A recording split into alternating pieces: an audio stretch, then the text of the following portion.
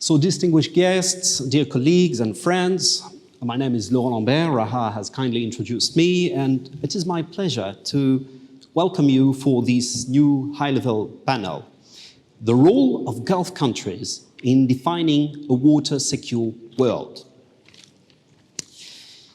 We all know that water scarcity can foster cooperation and innovation, despite the often repeated prophecies of doom and gloom of water wars in the region, which have not happened, despite tension sometimes. Water has proven that it can serve as a fundamental role as a cooperative force and an economic driver of regional cooperation and integration in the region.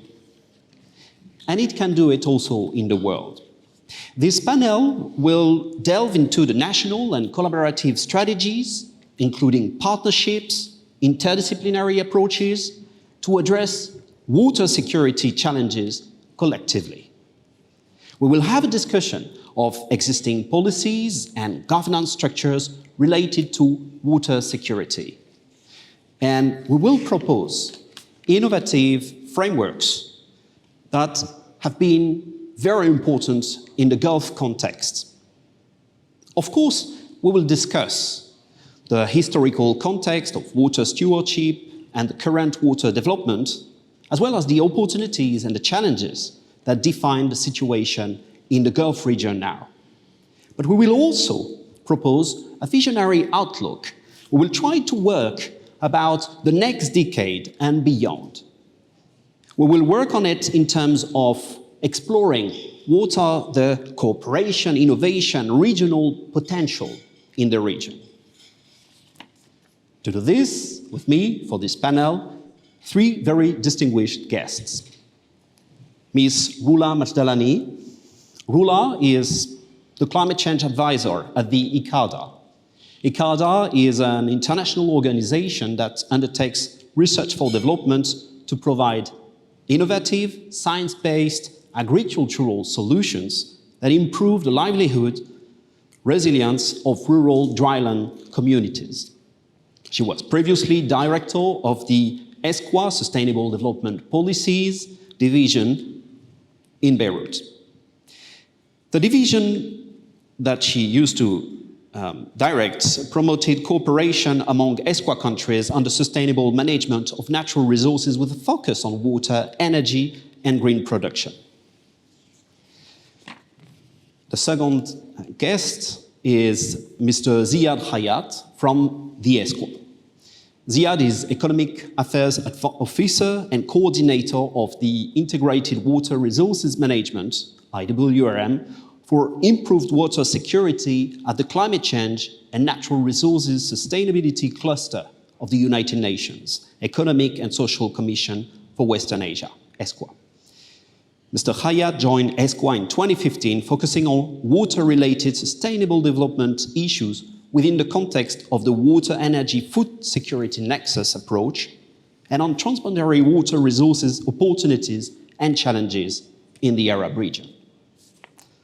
Finally, Dr. Mahmoud. Mohammed is the director of the Climate and Water Program and a senior fellow at the Middle East Institute in Washington, D.C. His areas of expertise include climate change adaptation, water policy analysis, and scenario planning.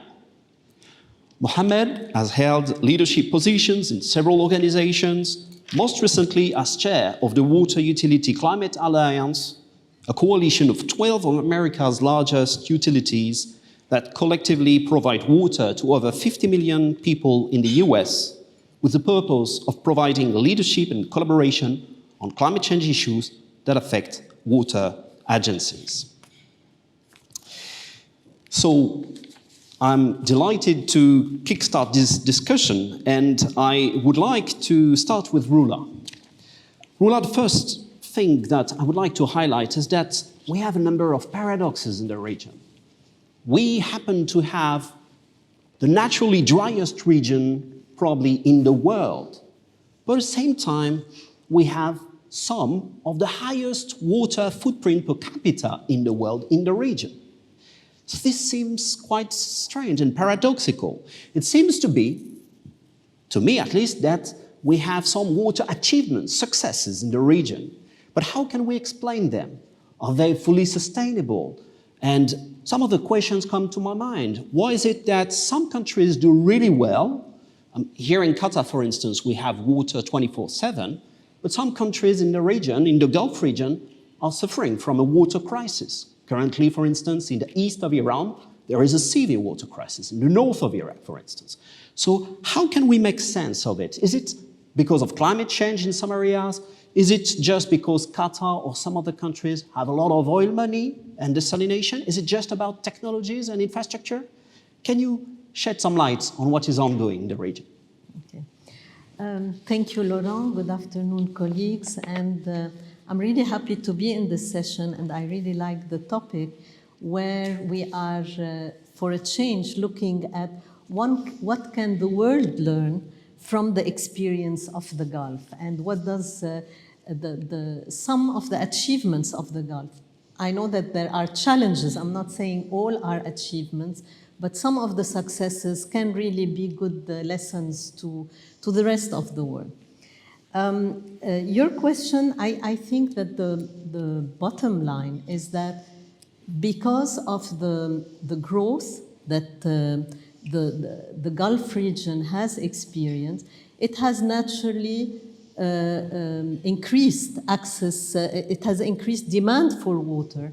But also, let me start by saying that since the independence in the 70s of the Gulf states, many have made a very serious commitment to providing universal access to water and sanitation, way before the SDGs, even way before the MDGs. And this is really something to be recognized and to be, that has also, with it, have come socioeconomic development, growth, a cascading effect of development. So this has been one of the major push factors for it's water, access to water, that has generated also or has been matched or correlated with development.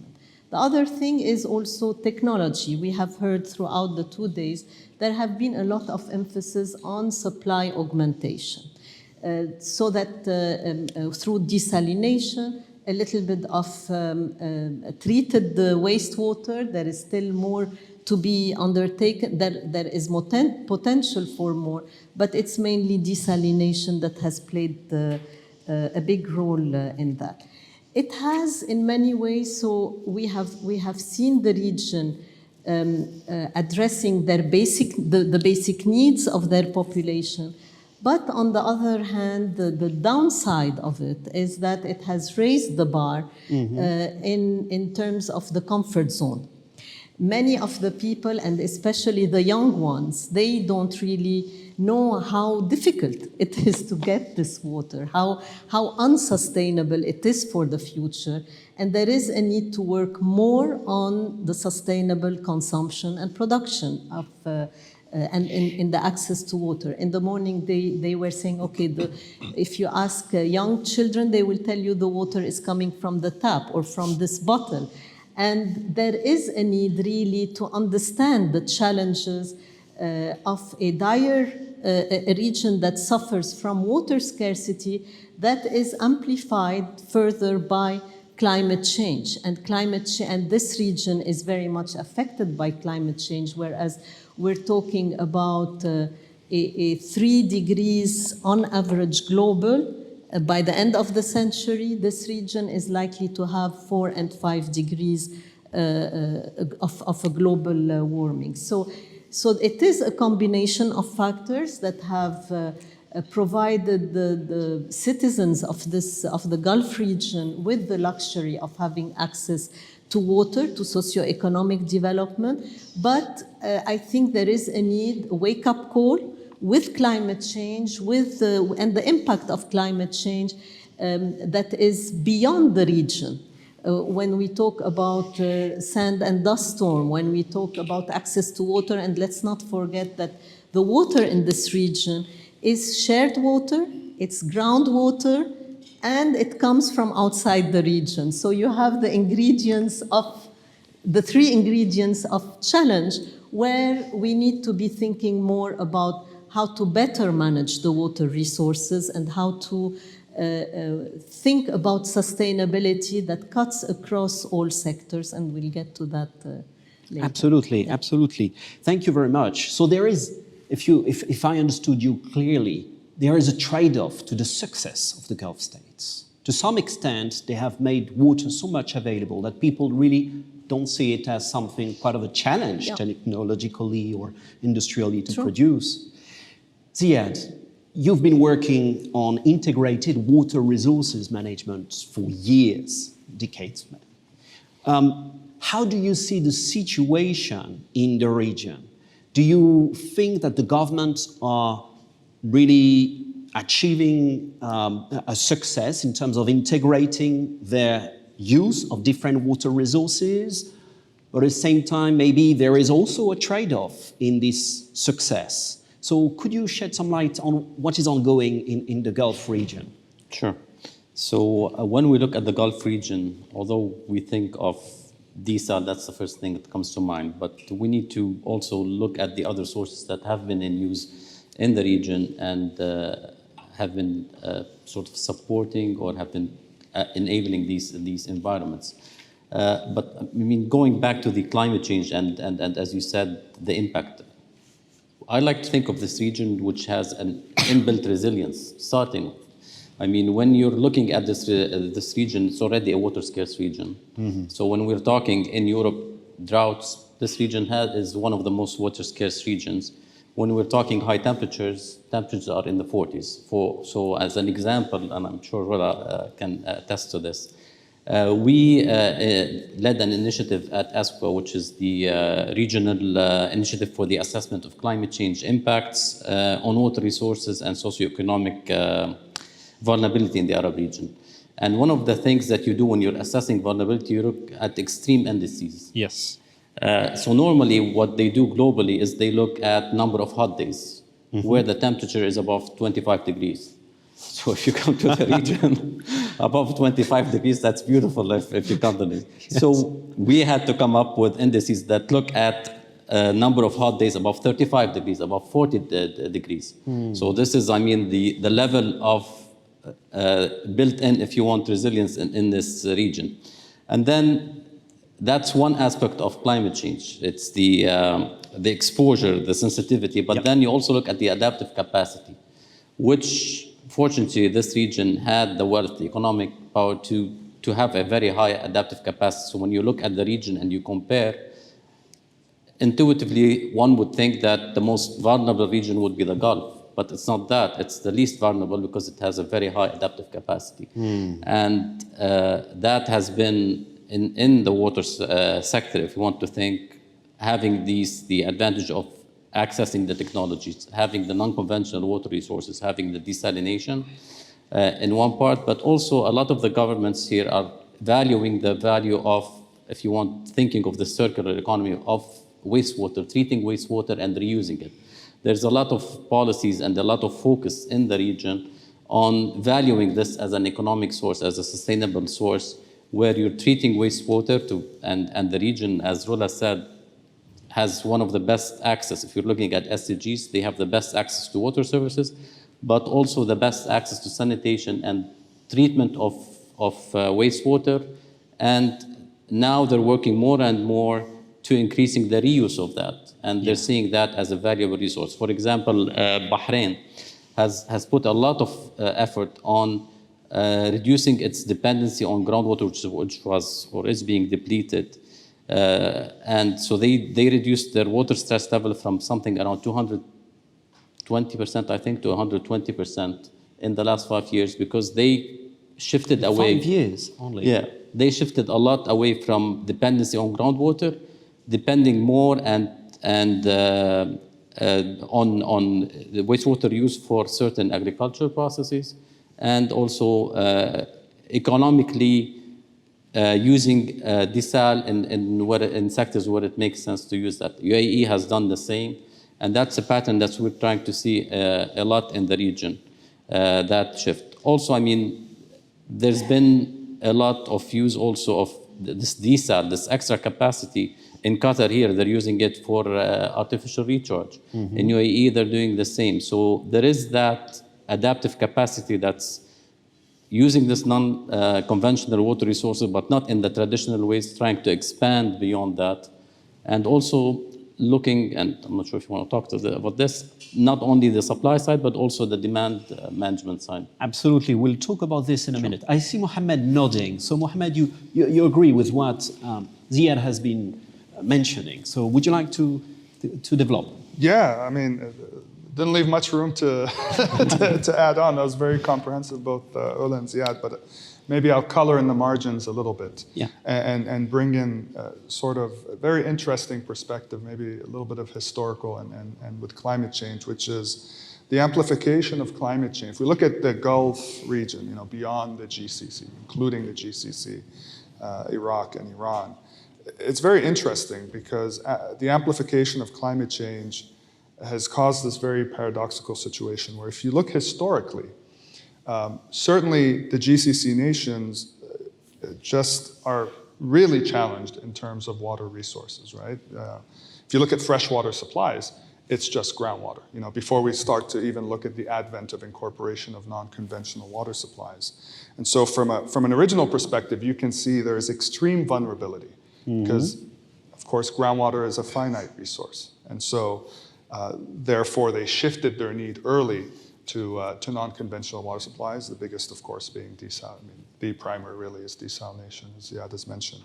But you look up the coast, so to speak, and as we were chatting earlier, Laurent, you said the historical nations, right, in Iraq and Iran, ancient empires, so to speak, they had the advantage of other freshwater resource, which is surface water, in the case, surface water systems, and in the case running through Iraq, the Tigris-Euphrates system, you know, the birthplace of ancient civilizations. And if you look at that in an original context, that provided them more water security. And for the longest, that river system has been bountiful. But now we look in modern times, an amplification of climate change, the vulnerability has almost reversed between these two groups, right? With the GCC nations early on investing in non-conventional supply, desalination, water reuse, Ziad has mentioned. Even more, you know, other interesting technological sort of forays into things like rainfall enhancement program, flagship program in the UAE. And grey water. And gray water. Yes. So they looked, you know, it was very clear that they had to look elsewhere beyond freshwater to beef those supply sources. But now you look at, say, the Tigris-Euphrates system, there's some very challenging situations in these surface systems because of climate change. So to me, Mohammed, Sure. if I understood you correctly, the GCC probably have a part of their success due to their dynamic approach to water resources development and use. And some other countries which have an ancient tradition of water, hydraulics, etc., may not have been as agile and adapted to climate change. This is an interesting idea. This is an interesting idea because before, when we prepared this discussion, Ziad, you mentioned that the Gulf states have also worked on demand-side management. So not just about providing huge quantities of water for the population, but also working on the demand. Can you elaborate on that? Sure. I think, I mean, one of the lessons learned that, and we will be talking more on this, that we can take from the Gulf is when you provide an abundance and there's that shift in the pendulum to an overuse. And more recently, the governments have seen that, and they've worked a lot on the other side. When you're talking integrated water resource management, you talk about supply and demand. And more recently, the governments have seen that this overuse and this abundance needs to be harnessed in. I mean, you need to balance that with the demand side management. And we've seen a lot, starting in the 90s, shifting away from food self-sufficiency, for example. And then more recently, working on the domestic side. And that was a taboo when you used to talk about the domestic side in the Gulf and saying that you have to use less water. But we've seen that shift in many countries. I mean, we've seen more recently, for example, in the Kingdom of Saudi Arabia, in KSA, a revised tariff structure, where they have increased the tariff structure for less than 15 cubic meters per month. I think that has they remained the same, but then up to 50, that increased 16-fold. So they try not to penalize the households, exactly. but the large consumers exactly. probably are the most. So you're trying to do equity where the people that can't afford it have the same sort of pay level, but the people that use more pay more. That's one of the economic tools that they have used. We've seen that in KSA. You've seen also social tools, like here in Qatar, it's Tarshid, for example, is a program that works on the social tools. You've seen in UAE some economic tools also, trying to incentivize the use of treated wastewater in the agriculture sector, where they've given some economic incentives to farmers to go ahead and use. In Kuwait, you've seen legislations that had enforced that the industry and agriculture sector use up to 50%, at least a minimum of 50% of treated reuse. And that has created a demand for treated wastewater, and also has opened the space for the private sector to also work in that field. So what you need is, and what has been shown is, you need a combination of social and economic tools to rein in that demand tools, and that needs to be reinforced continuously, because you can't do one program in 1 year and leave it. And that's what we're seeing more and more in the visions that are coming out, the 2030 vision in KSA, the 2036 vision of water security in UAE. All of these have built in now components in demand side management, and trying to direct the economic use, the economic value of water, which is something really sort of cutting edge in this region. Economic value, valuing water, putting a value on where to use it. Where do you use a high cost desal water, in which sectors? Where do you use treated wastewater? Where do you use freshwater sources like groundwater? And I think we sort of missed to also include the special case of Oman. And I think they've had excellent traditional management of aflaj, which everyone is aware of.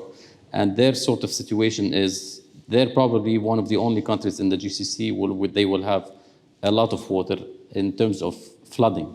And that's also something that they have started looking at and improving their systems, how to deal with the flooding that's caused by climate change. Or well-managed flooding. Exactly. Because Saudi Arabia has its fair share of flooding, but so far it's not used to that extent. Mohammed, precisely, you have worked on Saudi Arabia. You know about the underground issues in Saudi Arabia, the water resources issues. Can you elaborate on what has changed in Saudi Arabia, especially in recent decades, with regards to how these underground water resources is perceived, changed, maybe new frameworks they have tried to adapt there?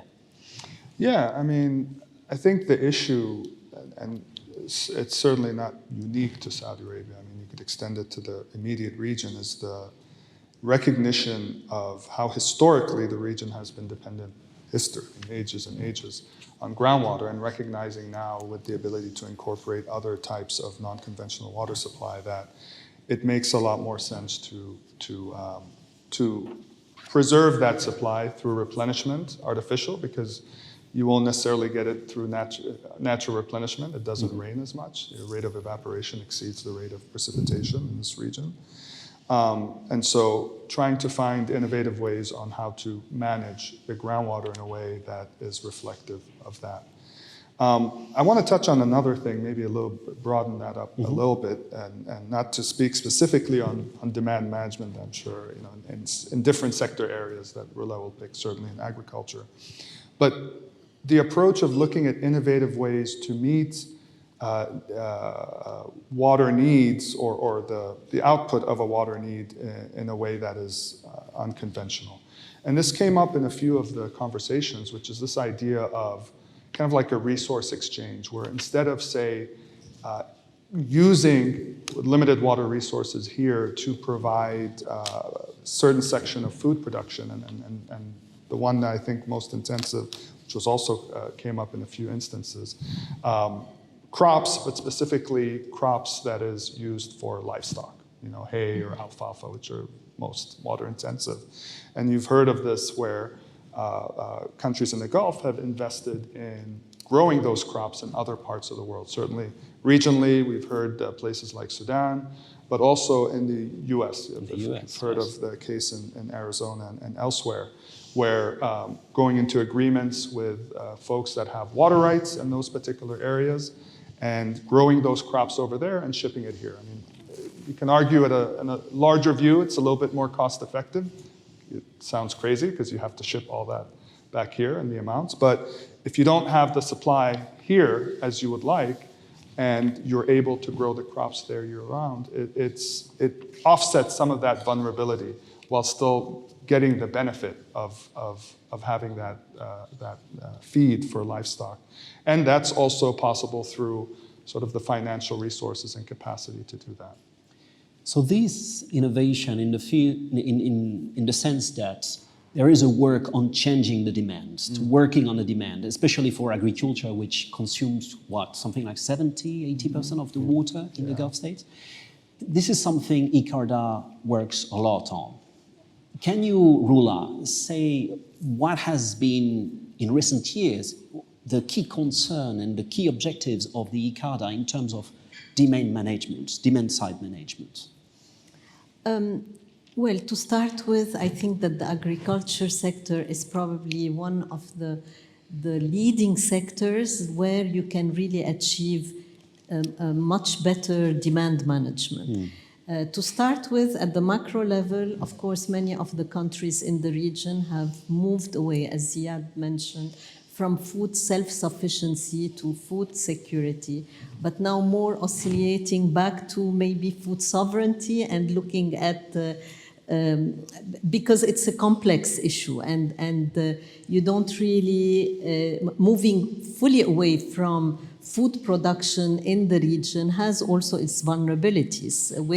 With the war, with the COVID, we've seen the interruption in the food value chain, and also the rural communities that really depend, even though it's agriculture is not very high as a percentage of the GDP, but it employs a lot of people, and therefore one needs to balance all these different dimensions. So from that macro level, there is more concern to rationalize better the food system and throughout the value chain. On farm, there are, and this is one of the ICARDA strong areas, to work on improved irrigation practices, improved on-farm, better on-farm management of water, and also introducing water, measuring water accounting, water monitoring, water auditing, in how much water is consumed in the farms. The other thing, using technology, and here there has been a big improvement in the region, but still more to be done in terms of introducing technology. From early warning system to precision agriculture, to using drones to detect and measure the soil and measure what is needed in terms of the quantity of water needed, and moving more and more away from the flooding approach. The type of crops that are being used, the ICARDA is leading on a number of crops and improving the productivity of these crops. And again here, it's working, and we are all working in a challenging situation, because even with improved water management, we still have lesser productivity because of climate change, because of the evaporation, the salinity of the water. So we really have to work against a challenging situation. But there are key crops that are, for example, Ali earlier mentioned about the cactus, the spineless cactus, the fava beans, the chickpeas, lentils, and some of these, barley, it's a very important, and some of these are very important crops because they can be used with, they are high in water resistant type of crops and can be used in different in different types of environment, and also they can be used at different seasons, and the whole product, the whole crop can be used. The other thing is investing in more small ruminants and that are also resistant to heat waves and to water scarcity. There are Roula, this research which is ongoing, this is done nationally in a silo, or are there collaborations regionally? How much cooperation is there? How much potential is there for cooperation in this field? Do we have countries in the Gulf region collaborating? We have, yes, of course. And in UAE, there is the Integrated Desert Farming Initiative that has been adopted by UAE as one of its leading projects and has been retained for the aim for climate and as a showcase. And ICARDA is working with its sister organizations like the IFPRI, the World Fish, what else? With our sister organization, but also with ICBA, which is a center based in UAE, to have a model farm that looks at desert farming through a circular integrated way. But what is most important in looking at that sustainability and introducing technology and looking at the potential for water saving is that it really opens up the sector for a lot of young people, young educated people. It's no longer the vision of the traditional farmer, the elderly who are on the farm, who still use traditional practices. There is a lot to be learned from traditional practices. I'm not saying to move away from that, but there is potential for job creation, for income generation. And this is what sustainability is all about. It's not just water, it's an integrated process where you look at the social implication, the economic implication, and through that circularity that we have. I just want to mention that there are also a lot of interest in looking beyond. I think Mohammed mentioned the virtual water, the issue of investing in other land. I think the Gulf has now has learned a lot from the 2008-2009 crisis, where the Gulf was accused of doing land grabbing. And there is more now a rational way of going about it and looking at win-win situation, studying to what extent this again provides income for the country where you are investing in food production. There is a lot of interest, and this is something very typical for the region, in addressing the food waste and loss, food loss and waste. UAE is leading in this. It's going to be maybe one of the key initiatives at COP28. And I would like also to say that at COP28, the presidency has given a lot of interest and backing for a food system transformation that addresses agriculture, food, and contributes to climate action. So there is an interest there is a lot of scope in terms of demand management in the agriculture sector throughout its value chain, not just in the production, but from farm to fork, as they say, and also engaging even with the private sector, with restaurants, with places like this hotel, for example. There is a lot to be said in terms of addressing improving, if you want, and saving on food loss and waste. Absolutely. And so we're touching now on the last topic of this 1 hour discussion. And what is really interesting is that now we're contemplating innovative finance also, because we're speaking about innovation, technological innovation, partnerships. There is a possibility in the Gulf region, we've heard that in many conferences, for innovative finance, but also industrial innovation again, and other partnerships, which by the way are also part of the SDGs, which are very important for development perspective of the GCC countries. So Ziad, I turn to you now. How do you see the Gulf states and their, ecosystems, their economic ecosystems, industrial ecosystems? How do you see them as capable of igniting this research, these startups, etc.? Roula has mentioned about this openness now of the agricultural sector, but at which scale, in which directives, which directions? How is it moving forward? Sure. Maybe if you just allow me just 2 quick comments before I forget them. In terms of the growing your products otherwhere, I think we need to also be aware of not just this land grabbing issue, but now more and more with the climate change, that whatever we're growing, that we're not moving our water problem to the other countries. So I think that's a caveat that we should be aware of, that whatever we're investing and growing, that there's enough water there. We're not creating another problem, we're shifting our problem there. And on the subsidies also and the use of water for the agriculture sector, also important to look at 2 things. One is subsidizing fuel, and that has allowed a low cost, especially in groundwater. And I think we're also seeing this problem now in other parts of the region that has lessened from the region. And also now with the technologies and innovations, the use of renewable energies. Also, we're providing farmers with a free energy source. After you install the CAPEX, then it's pumps running freely. So that's something also to just be careful of. If we go back to the role of the GCC, I think I'd like to frame this within, in terms of water and the SDGs and SDG 6, the Global Acceleration Framework for SDG 6. And that talks about several factors. It talks about financing, it talks about data and information, talks about capacity development, it talks about innovation, and then governance. And within that governance, it talks about collaboration.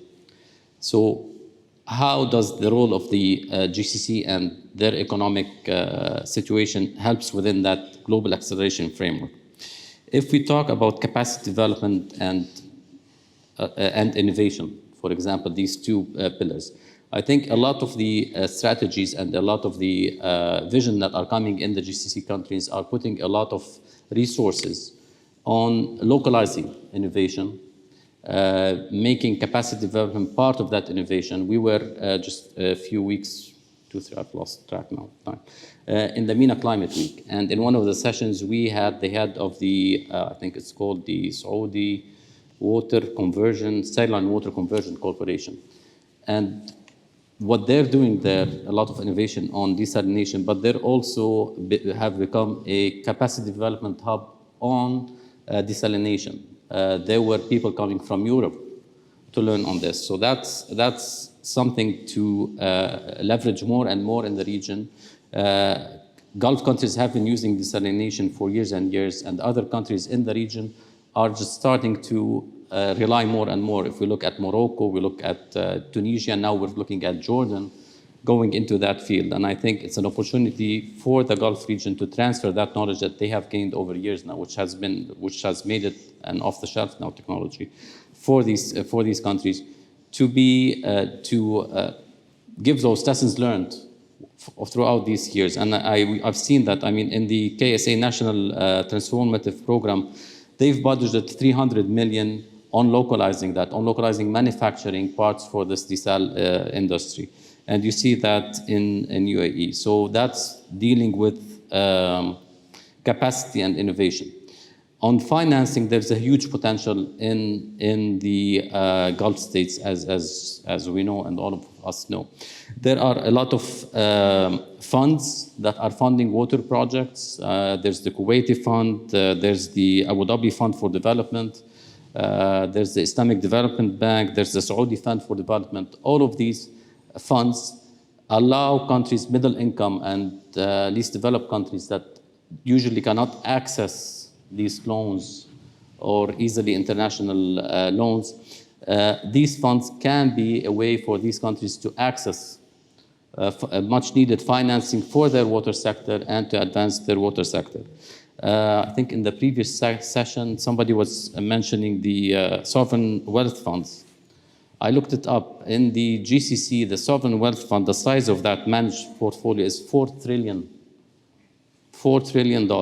So if you look at that size of that sovereign fund, and if there's a will of these countries to direct a portion of that to investment in the water sector, much needed investment in the water sector, that would greatly address, in the acceleration framework, the financing.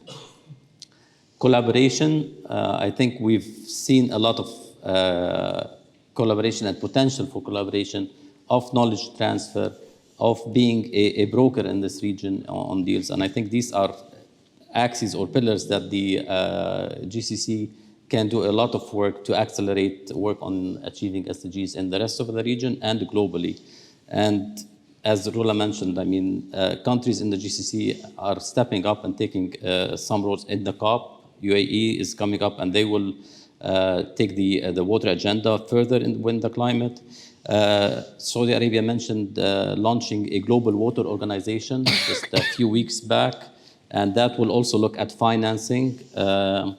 There's also Saudi Arabia is now bidding for the World Water Forum in 2027. Yes. So there is that momentum of raising the water portfolio in these countries, and that's, I think, is to the benefit of the region and globally, coming from a water-scarce country that really values that water. Roula, I turn to you now. What would you like to say about this momentum that we see happening in the Gulf now around water? Water being very important as part of the national visions, as part of the SDGs, and also as part of the forthcoming COP in Dubai. Would you like to say something about that? Yeah, but let me first just say a few words about innovative finance, because I think it's a beautiful idea, but it's difficult to implement when it comes to the whole portfolio of adaptation, which is really the story of this region. We really need to think about adaptation much more than mitigation. And I think in the morning either Raha or Natasha mentioned about that 3/4 of finance that comes to the region comes for mitigation, and only like a quarter and even less for water adaptation. I know it's difficult to measure success. It's much easier to think about how much have you put up solar panels than to really measure the impact of water and having the attribution to climate change. So in that, but there is progress in that, and there are many avenues to look further into. For example, blended finance, where you have part that comes from the private sector and part that comes from international agencies on specific type of project. There is climate for debt swap that ESCWA has had a number now of initiatives in this respect. There are avenues, but I think what is really needed is to look at more accurately in terms of measurements and indicators, and that from the COP perspective, I think that the global goal on adaptation will be a welcomed avenue for looking at for bringing opening up a better potential for attracting finance for water projects. Now, on the momentum, I think that the Gulf region in particular has shown a lot of interest, but has been very active in this process. And again, I would like to commend how they have been not just part of the process in terms of hosting different global initiatives that address the issue of sustainability from this different perspective, from the natural resources, the Green Initiative in Saudi Arabia, the COP now, but also having the Gulf citizens taking an active role. I mean, I have seen the UAE young negotiators really having developing their skills and having a good command of the issues to be discussed. And I think that this has opened the way for bringing better the narrative of the sustainability back into the region.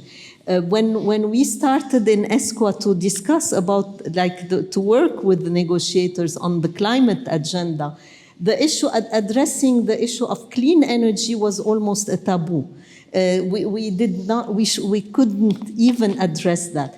To talk about the private sector involvement in this was also a taboo. Now there is more openness to discuss the transition to clean energy, for example, the better energy mix, and looking at other ways to look at the diversification of the economy. That will really open the way. I know I'm not talking about water per se, but it really is that issue of looking at how the different areas of natural resources management feed into each other. Absolutely. And address the question of water.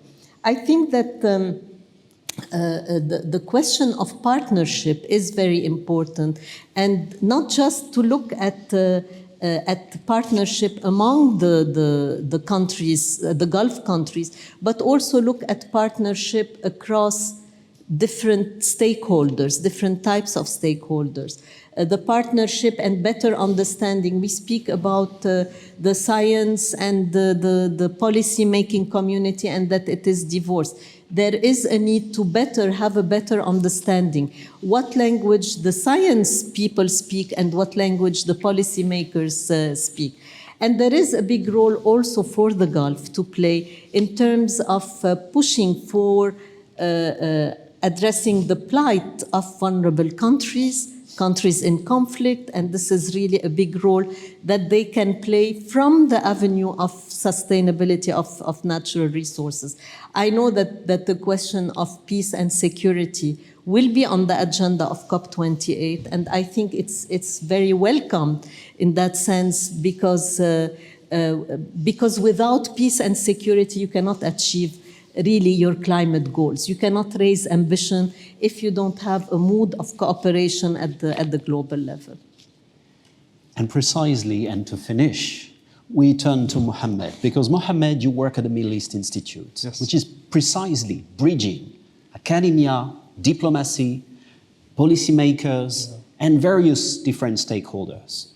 So would you like to shed light on this, on these cooperations which are happening, and finish on this matter of partnerships? Yeah, I want to dive on one thing in particular, because I know Ziad focused a lot on innovation, focused a lot on the other piece, and I want to, sorry, my brain froze at that moment.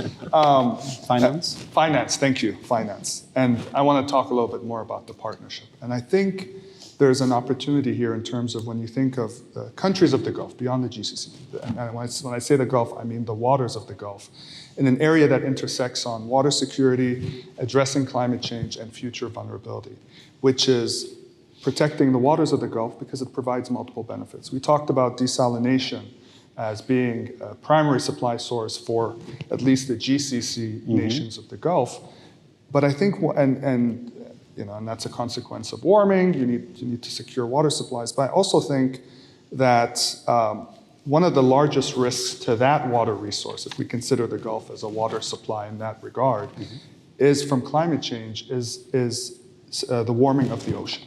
And so that's going to compromise this region in multiple ways moving forward. When we look at the Gulf, it's more than just a supply source. It's a source of food and aquaculture in terms of fishing and fisheries. It's an important navigation pathway, not just goods and commodities moving in and out. Oil exports, most of the exports coming out of the world, shipping-wise, is coming out of this region. Another aspect in terms of environmental tourism and recreation, coral reefs, boating, fishing, enjoying nature in that regard. And so there is a risk that without sufficient partnership amongst these nations on protecting the environmental value of the Gulf, a lot of these things could be compromised. When we think about warming of the ocean, and this is further into the future, issues of sea level rise. If there's too much land encroachment from the sea, think about all these desalination plants that are coastal. If those are compromised, now you've lost a critical supply infrastructure that provides the majority of your water supply. Warming of the ocean affects the ability of certain fishes to spawn and reproduce. That's going to compromise a source of food for your area. And then, of course, environmental aspects. And also, that there's an interplay with warming of that water body along with salinity. How does that affect in conjunction with desalination? We talked about brine discharge throughout our discussions. So I think that's it's a low-hanging fruit in terms of opportunity. It's difficult in terms of getting everybody sort of together to cooperate. But I think that's an area where you can address at least a water security angle in terms of desalination and address protection of your critical water infrastructure, as well as your food source that's coming from aquaculture, and then just environmental preservation of fish species, of coral reefs, and then to have the Gulf, the water body itself, continue to provide a recreational environmental value that all nations will enjoy having. So I think that's an area, talk about potential partnership, that could be an area to move forward that provides multiple benefits and protections.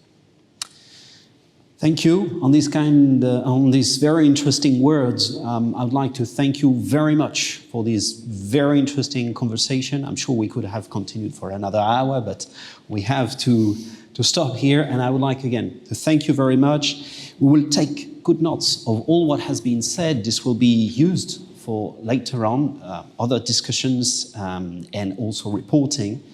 And on this, I would like to ask the crowd to give a round of applause to our panel.